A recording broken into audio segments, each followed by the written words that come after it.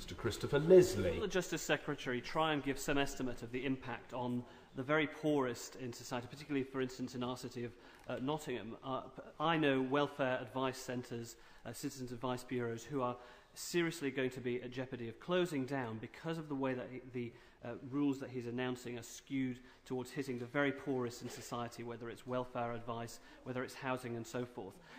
Can he assure us that he's not abandoning the very poorest in society to a desert of no advice, leaving them completely without any representation whatsoever?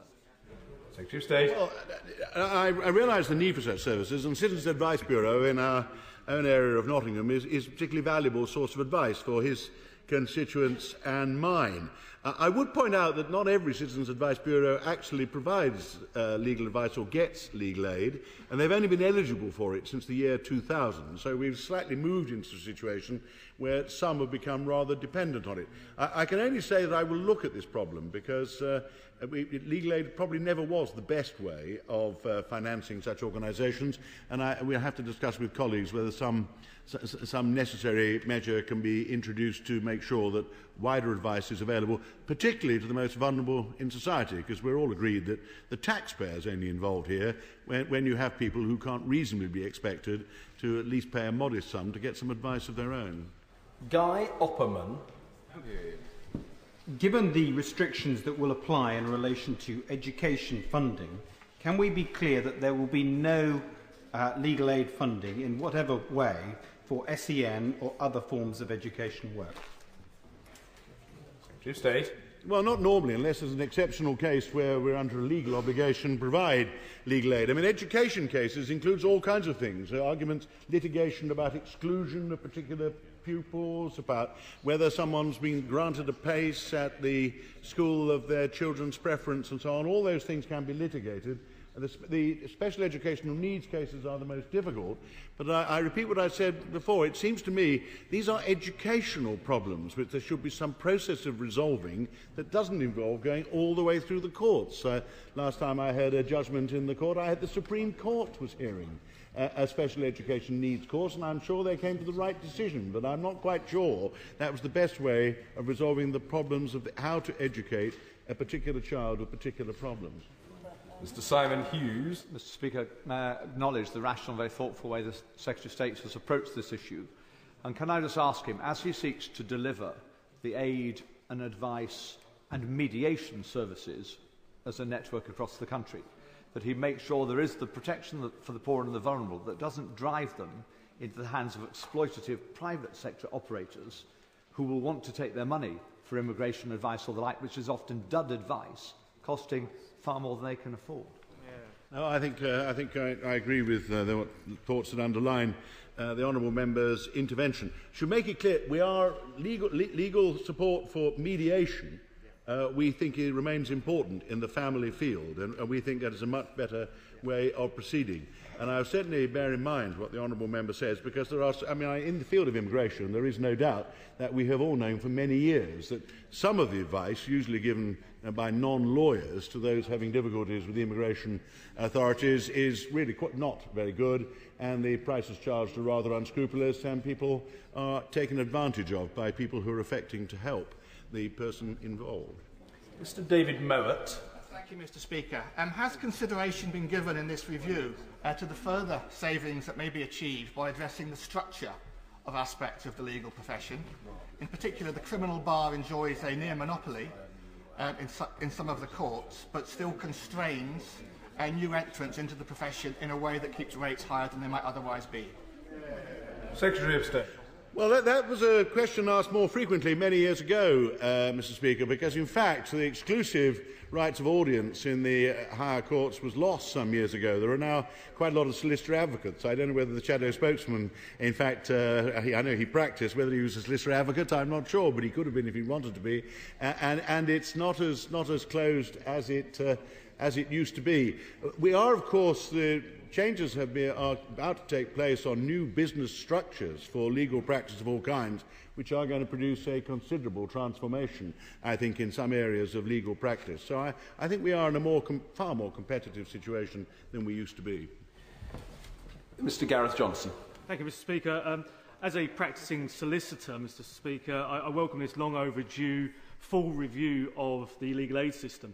But will my right honourable friend provide some reassurance to the House that a key principle of the criminal justice system will still remain, and that is that no one who faces the realistic prospect of imprisonment and who cannot afford to pay themselves will be refused legal assistance? Will my right honourable friend be able to confirm that that will remain in place? Yes, Mr. Speaker, and the best and most straightforward answer to that, and I think my honourable friend underlines an absolutely fundamental principle of justice in any civilised society. So the answer is an emphatic affirmative. Order. Point of order, Mr Hilary Benn. Thank you very much, Mr Speaker. At business questions last week, I raised with the Leader of the House whether it was the government's intention to provide injury time when the House considers the fixed-term Parliament's bill tomorrow, if a statement were to be made. The Leader replied that it was not the government's intention to do so. I have written to you about this, Mr Speaker. I understand there is a possibility of there being a statement tomorrow. I don't know whether you've been given any indication of that. But given that for the Parliamentary Voting Systems and Constituencies Bill there were sections of it that we did not have the chance to reach, and that was even with injury time, and given that this is an important constitutional bill, it seems to me very important that the House does have proper time if there is to be a statement. Have you had an indication from the Leader of the House that he's had a rethink and wants to come back to the House and give a different answer? Order. I'm grateful to the Shadow Leader of the House for his point of order, and indeed to him for giving me advance notice of it. Moreover, I have of course received the letter from the Right Honourable Gentleman of Friday the 12th of November. What I would say to the Right Honourable Gentleman is as follows. First of all, I have not received any indication, formal or informal, of a statement tomorrow. Sometimes by this point I would have done, but by no means always. So there may be a statement tomorrow or there may not be. I don't know. Secondly, I think the Right Honourable Gentleman would testify, and the record shows, that where matters are within the gift of the Chair, the instinct of the Chair is always to facilitate full and thorough debate and analysis of all matters of policy and legislation. Sadly, in relation to a matter of this kind, the decision, no matter how worthy the cause, is not in the hands of the Chair. It is indeed a matter for the business managers. However, my eye has alighted upon the Deputy Leader of the House. The Leader of the House is not present and therefore cannot respond. The Deputy Leader of the House is present and can, if he so wishes, offer a response to the Right Honourable Gentleman. A simple nod or shake of the head will suffice. We have enlightenment. The Deputy Leader of the House. Mr. Speaker, I'm most grateful. It is not the government's intention to provide extra time tomorrow on this bill. It is the first day of committee, and there is no programme motion presently before the House for the conduct of business within that day. So I am confident that there will be plenty of time for the House to debate the very important matters which will be put before the House tomorrow. The response of the Deputy Leader has been noted, and I'm grateful to him for it. Point of order, Mr William Cash. Mr Speaker, a few minutes ago in the House of Lords on the alternative vote bill, I understand that the motion to refer the matter to a select committee with regard to the possibility of hybridity was rejected in a vote. But I would be grateful if we could be informed as to whether or not, in relation to this House, such a motion would be out of order on the grounds that it does not affect a particular private interest. I'd be grateful if we could have a note on that. The short answer to the Honourable Gentleman is that that's not a matter for today. I think more fully, I know the Honourable Gentleman, the member for Stone, well enough to know that he is unlikely to rest content with what I suppose he would judge to be a holding response. I have just a smidgen of a suspicion that it is a matter to which he will return on other occasions, and if he does, so will I. I hope that's helpful. Point of order, Mr Tom Brake. Thank you, Mr Speaker. I apologise for not giving you advance notice. At the end of last week, some visitors came to visit me in Portcullis House, And as part of the security process, their papers, the documents they brought with them, were actually scrutinised. Mr. Speaker, to your knowledge, is this standard practice? Is this something that you would expect to happen when visitors are coming to the House of Commons?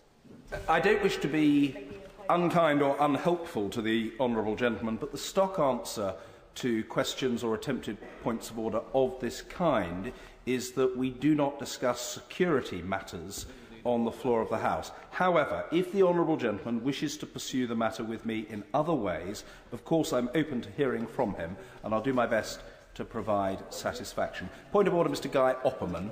Very briefly, and thank you, Mr. Speaker. I probably should have declared that I used to work in an educational capacity as a lawyer. I have given up that profession, but I'm grateful for the opportunity to correct the record. Well, that is a display of legendary courtesy on the part of the honourable gentleman, and it would be an excellent thing if it were imitated in all parts of the House.